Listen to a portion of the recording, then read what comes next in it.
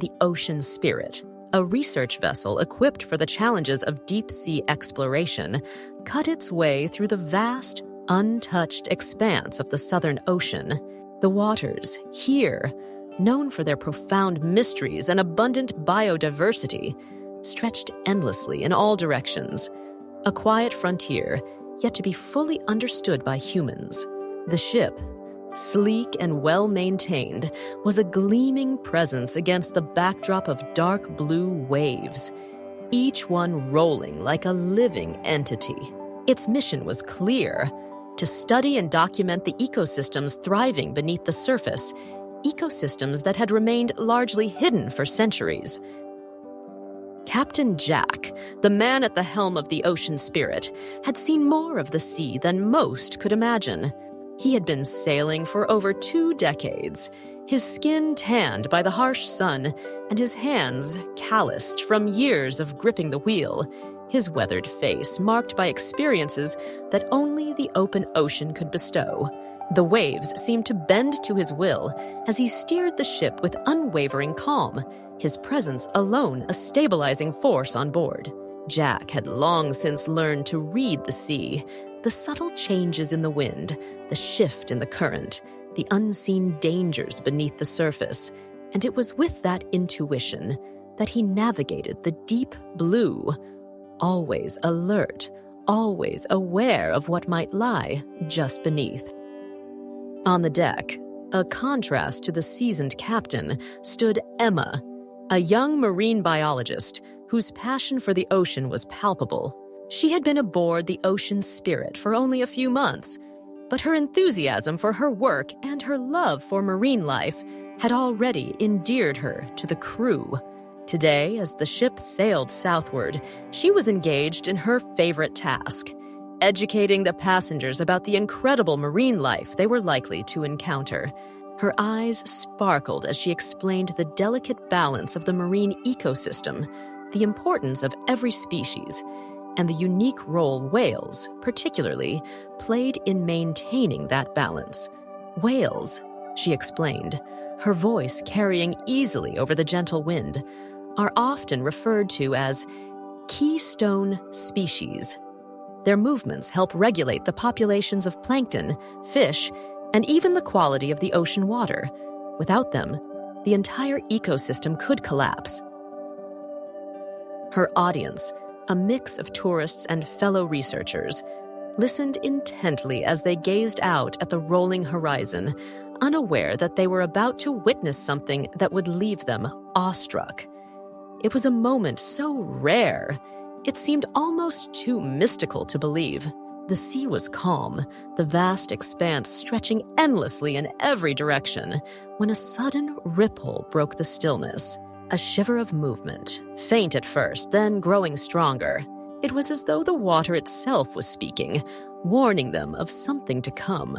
Emma's eyes widened, and she stopped mid-sentence, her attention drawn to the shifting waters.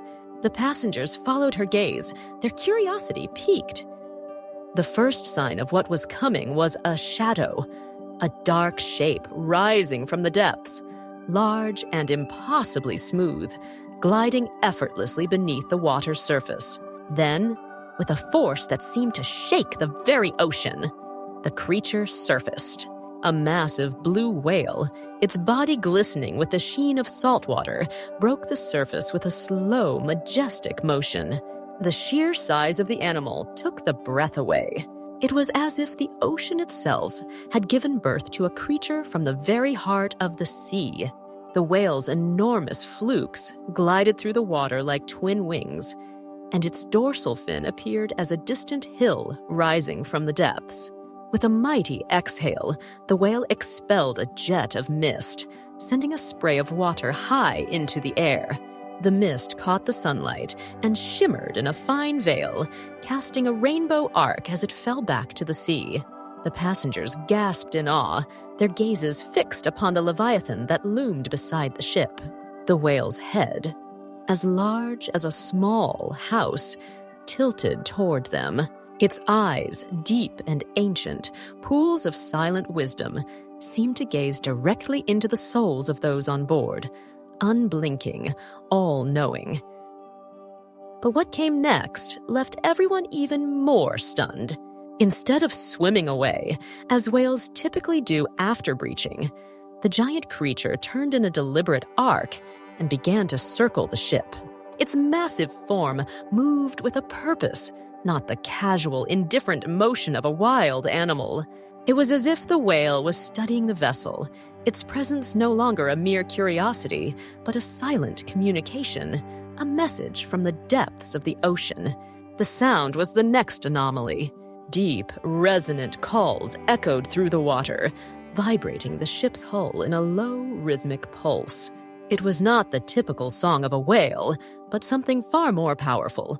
The sounds reverberated through the air and into the bones of those on deck. They were not just calls to one another. These were purposeful, meaningful sounds, almost like a language. A call meant for someone or something in particular. Captain Jack's hand tightened on the wheel, his instincts kicking in as his eyes narrowed.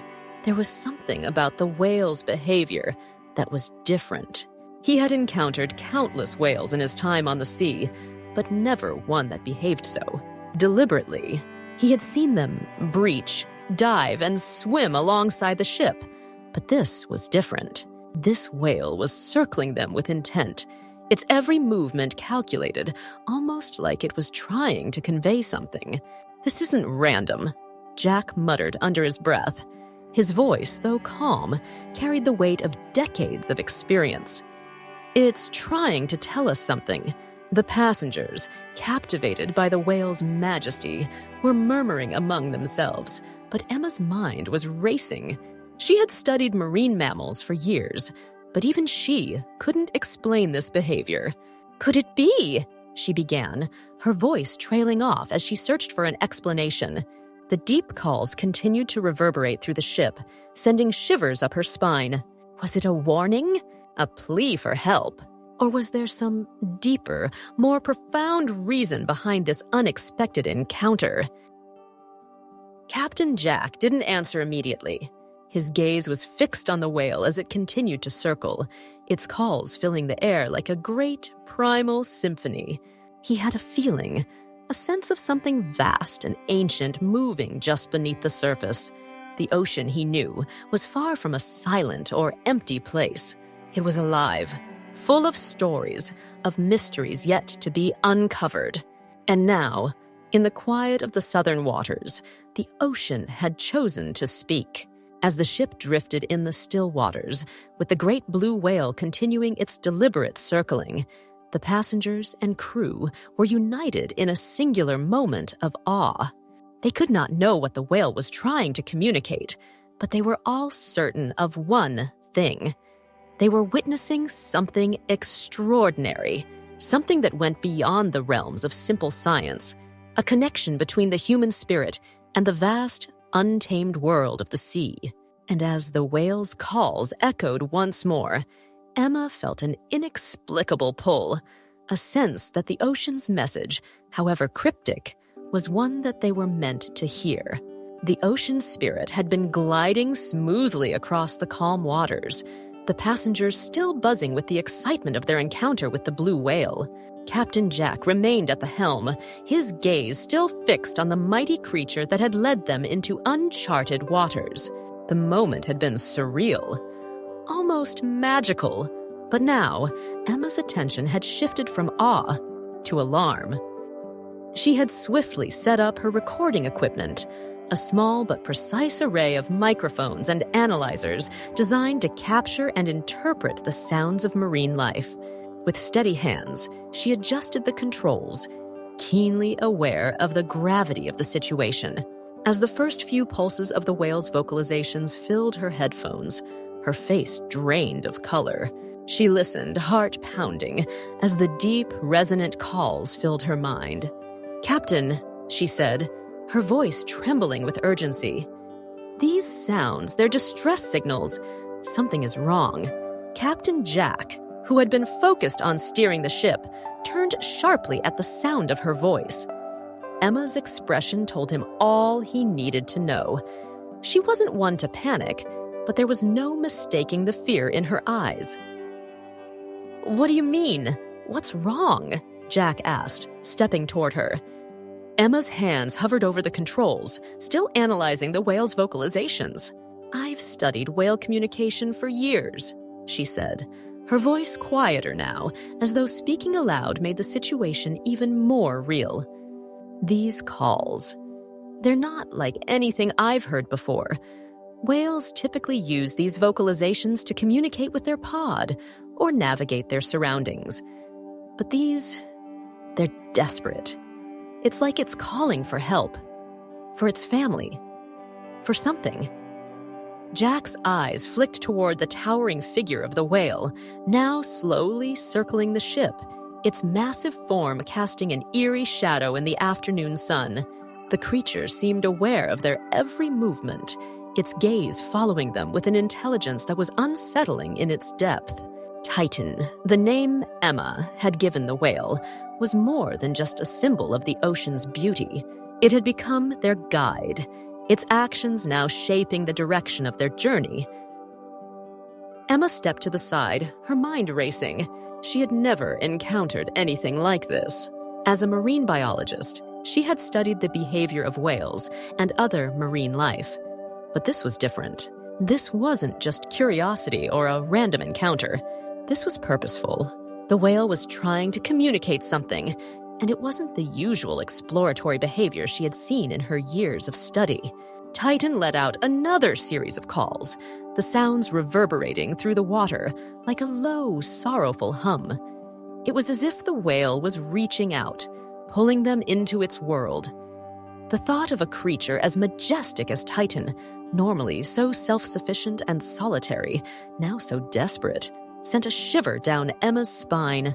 "Captain, I think we need to follow it," she said, turning to face him with newfound resolve.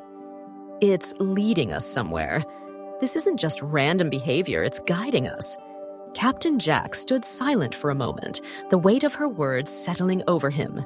His instincts, honed by years of navigating the treacherous seas, were rarely wrong. The ocean had its rhythms, its patterns, and something about this moment felt different.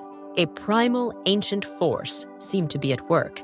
Jack had spent enough time at sea to know that when the ocean spoke, it wasn't always in words, but in actions. "All right," he said finally, his voice steady, but filled with an unspoken concern. "We'll follow, but keep your equipment ready. We don't know what we're heading into." Emma nodded, her heart pounding. She turned back to her instruments, continuing to record the whale's calls, even as the ship slowly altered course. The crew and passengers, initially relaxed and excited, now felt a shift in the air. There was a palpable tension aboard the ocean's spirit. Emma's urgent tone and the captain's quiet authority had sparked a ripple of unease among them. They watched as the great blue whale, now fully in control of their direction, swam ahead, its massive tail fin cutting through the water with fluid grace. As the hours passed, the sky began to shift from the soft blues and pinks of late afternoon to the deep oranges and purples of dusk. The water, which had seemed so calm earlier, began to darken in color, reflecting the approaching night. Titan, seemingly undeterred by the fading light, led the vessel deeper into unknown waters, a place the crew had not intended to visit. The uncharted expanse before them was a part of the ocean rarely seen by human eyes, a place untouched by industry, yet it seemed now to be a place of significance, a place where something was amiss. After several more hours of silent navigation, the atmosphere grew increasingly tense. There was an odd stillness in the air, the usual rhythmic sounds of the ocean giving way to an eerie silence. The only noise was the soft hum of the ship's engine and the occasional call of Titan, still circling the vessel, as if keeping watch over them. Finally, the ocean began to reveal the reason for Titan's erratic behavior. The water, once so clear, grew murky, and the ship slowed as they approached a vast, unsettling sight. a sea of abandoned fishing nets, ropes, and plastic debris stretching as far as the eye could see. It was a graveyard of human negligence, a once thriving part of the ecosystem now choked with the remnants of human waste. The nets, some of them miles long, were entangled in knots, floating like ghostly tendrils on the surface. Plastic bottles, discarded fishing gear, and various refuse bobbed on the surface, a stark reminder of the environmental damage caused by careless practices. And beneath the surface, the real horror revealed itself. Titan, still leading the ship, dove beneath the water, disappearing from view. The crew and passengers peered over the railings, their eyes scanning the water below. Emma's heart sank as she looked into the depths. There, amidst the chaos of debris, was the source of Titan's distress. The whale's pod, trapped and struggling, caught in the deadly netting. The massive animals thrashed helplessly, their once graceful movements now distorted by the suffocating grasp of plastic and rope. Emma's breath caught in her throat as she realized the gravity of the situation. This was no random encounter. The whale had led them here, not for discovery, but for rescue. The trapped pod was a tragedy, a victim of the ocean's collision with human carelessness, a powerful reminder of the environmental destruction that humans had wrought. "Captain!" Emma called, her voice strained. "We need to help them. We have to get those nets off." Jack, his face hardening with resolve, looked out over the water, his experienced eyes taking in the full scope of the disaster. Titan resurfaced, its eyes locked onto the ship, almost pleading. Jack knew that they were not just witnesses to this tragedy. They were now part of the fight to save what remained of the ocean's fragile life. "Start preparing the nets," Jack said, his voice a quiet command. "We're going to help them."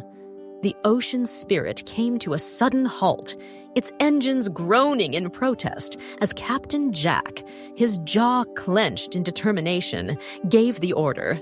The sight before them was too urgent to ignore any longer, and the weight of the decision hung heavily in the air.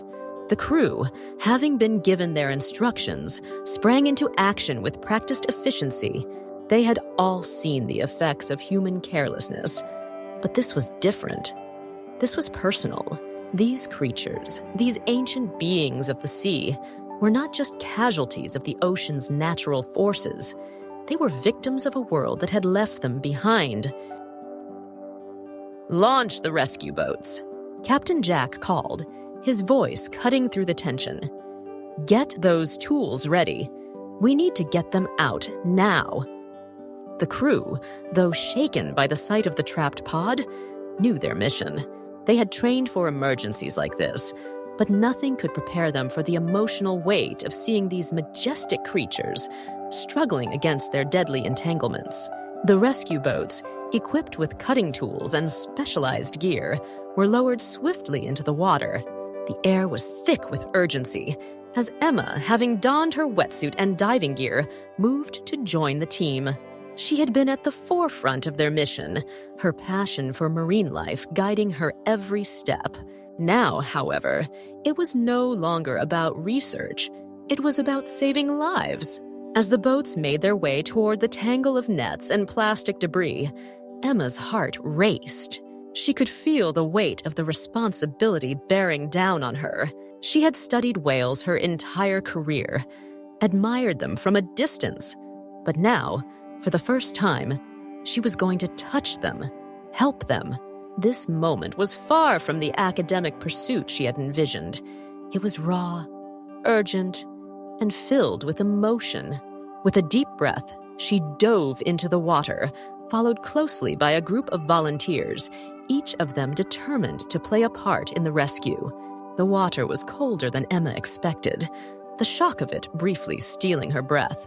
But there was no time to focus on that. Her eyes locked on the scene before her, a horror unlike anything she had ever imagined. The once graceful, powerful creatures of the deep were now caught in a trap of human making. Sharp nets, some of them submerged, had ensnared their massive bodies, constricting them in ways that no living creature should ever endure. The whales struggled against their restraints, but the more they fought, the tighter the nets became, cutting into their flesh, drawing blood, and weakening them. Emma's hands trembled as she grabbed the first net, the sharp, fibrous strands tearing at her gloved fingers as she began to saw through it with the cutting tool. The sight of the whale's massive form, its body, covered in scratches and tangled in ropes, was heartbreaking.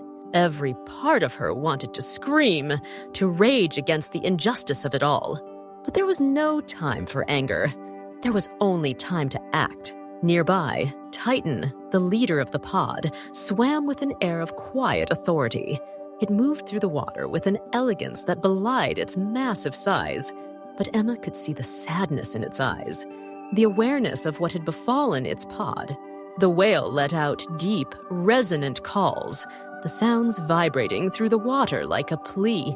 It was as if Titan were trying to communicate not just with the crew, but with the ocean itself, asking for patience and hope in the face of this unfathomable tragedy. As Emma worked, her heart in her throat, she could sense the desperation in the water around her. The air, once full of wonder and beauty, had become thick with fear and the stench of the ocean's suffering. She fought back tears as she saw one of the calves, small and fragile compared to the adults, its body covered in a net, struggling to rise to the surface. The baby's movements were weak, and Emma could see the clear signs of exhaustion.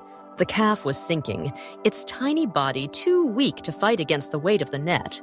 Emma's pulse quickened, her breath coming faster, as she saw it begin to descend into the depths. "Captain!" she shouted through her communication device, her voice frantic. "We need to get it up now." Without waiting for a response, Emma darted toward the sinking calf, her legs kicking powerfully through the water. But just as she reached it, she saw a shadow loom beside her, a presence so massive it seemed to fill the entire ocean around her. Titan, with its incredible size and grace, had arrived. The whale's immense body hovered beneath the calf, and with a slow, purposeful motion, it lifted the baby toward the surface. Titan's enormous flippers gently nudged the calf upwards, keeping it afloat with the kind of care and tenderness that seemed impossible for such a giant creature. Emma watched in awe as Titan kept the baby whale steady, its massive body acting as a living support, lifting the calf toward safety. The baby's eyes, wide and fearful, locked onto Emma's, and for a brief moment she thought she saw understanding there, a silent communication between species. Emma felt a deep, profound connection to the creature in front of her, as though she were witnessing a bond that had existed for centuries between the ocean and its protectors. Titan's intelligence was undeniable, and in that moment, Emma realized that the whale was not just leading them to the pod, it was saving them. As Titan continued to support the calf, the rest of the team worked tirelessly, cutting through the nets, freeing the other trapped whales one by one. Each cut, each freed creature felt like a victory, but there was no time to celebrate, not yet. The sound of nets being severed, the strains of tension in the water, and the soft, steady thrum of the whale's vocalizations filled the air. Emma's hands ached with the effort, but she didn't stop. Neither did anyone else. Finally, after what felt like an eternity, the last net was severed, and the final whale was freed. Emma, exhausted and shaken, glanced toward Titan. The giant whale, its body now free of the entanglements, let out a long, hauntingly beautiful call. The sound rippled across the ocean, its resonance both a declaration of victory and a lament for the suffering that had come before. It was as though Titan was telling the ocean and the world that the fight had been won, but the battle for survival was far from over. The freed pod, now reunited and whole, swam in slow circles around Titan, their movements graceful and synchronized. There was something deeply moving in the way they moved together. A sense of celebration, yes, but also of relief, of a bond that had been tested and survived. Titan, the leader, swam at the heart of the pod, its calls echoing through the water in a rhythm that seemed to resonate with the entire ocean. For the first time since they had arrived, Emma allowed herself a moment of peace, watching as the whales, once more free, swam off into the open waters, their massive forms disappearing into the horizon. In that moment, there was no question. The ocean had spoken, and they had answered. The ocean spirit floated motionless on the water, its hull resting quietly as the ship's engines fell into a hushed silence. The day had drifted into dusk, the last rays of sunlight painting the horizon in shades of amber and violet. A stillness settled over the crew and passengers, who remained on deck, gazing out at the vast, open ocean. The whales had long since disappeared into the distance, their silhouettes vanishing like shadows into the horizon. The pod had been freed, but the sight of them drifting away left an undeniable emptiness in the hearts of those who had witnessed their struggle. Emma stood at the railing, her hands braced against the cold steel of the ship, staring out at the water. Her face was streaked with salt water and tears, her eyes red from exhaustion and the weight of the day's events. The deep, somber ache in her chest had not yet faded. Though the whales were safe, the horror of what she had seen, the entangled bodies, the desperate cries for help, had left an indelible mark on her soul. As the last vestiges of sunlight dipped below the waterline, she turned slowly to face the group of crew and passengers who had been part of this unforgettable journey. For a moment, no one spoke. The collective experience had been intense, emotional, and deeply moving. They had come to the ocean expecting an adventure, perhaps a glimpse of a whale or two, but they had never imagined they would be witnesses to a rescue of this magnitude. Nor would they have ever predicted that they too would be changed by the encounter. Emma wiped her eyes, clearing the last of the tears, and addressed the group softly. "Titan didn't just save its family," she said, her voice calm, but filled with a quiet reverence. "It reminded us of our responsibility to the ocean. What we leave behind doesn't just disappear. It becomes a trap for the very life we claim to cherish." Her words hung in the air, heavy with truth. For a brief moment, it seemed as though the very ocean itself had paused, reflecting on what had just happened. The whales had been freed, but the larger issue remained unresolved. The nets, the plastic, the waste. These were the true enemies of the deep, the silent killers that could not be fought off with strength or resilience alone. The damage was done, but it didn't have to be irreversible.